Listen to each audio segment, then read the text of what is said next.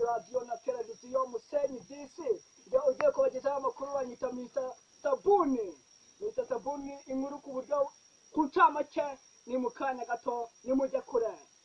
Akarere ka Ngirente harimo abakobwa 400 batewe amada, rero tukaba dushaka kubafatira icyemezo. Mu karere ka Ndagaswi abakobwa 400 batewe amada kandi inkoko n'imbeba zarwanye inkundura haburi ku bitindi.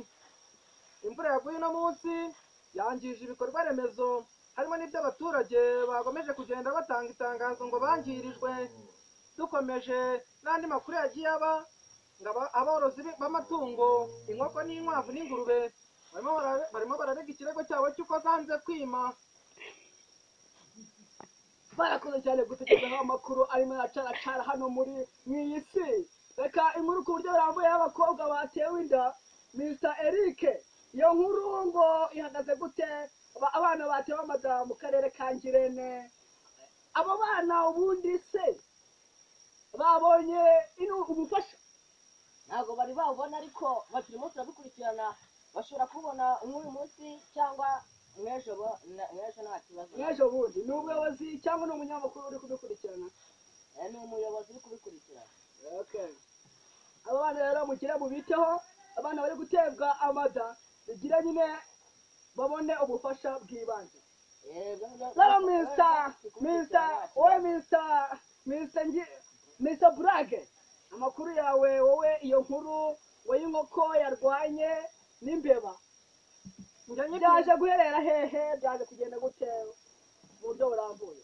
Njye nyibyumva cyane byambabaje kuko njyewe numvishije kurwana inkoko n'ibiba atari ibintu bishoboka. Yego. Nuko nshyiraho umwanzuro n'igisubizo by'uko abaturage bafata umwanzuro wabo bakazikura mu mago, izo mbeba bakazishakira sumu ya panya, inkoko bakazigurisha cyangwa se bakazorora neza bakazirya kurya zigatera amagi.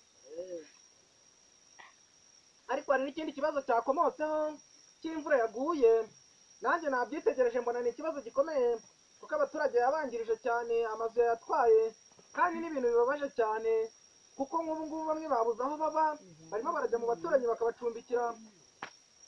Nagomeje gukora iperereza ngera hirya no hino, aho bagize nsanga imyaka hanze mu kabande yagiye, ariko turasaba ubuvugizi leta yacu ishakisha ukuntu yabigenza.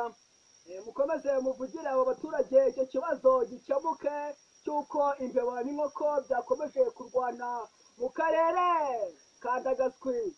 Bigere vuba rero ubuyobozi bw'ibanze mukemure ibyo bibazo biri gucaracara. Nje wabagezaga aya makuru yari Mr. Sabuni, nanjye wari uri hafi yanyu banyita Brage.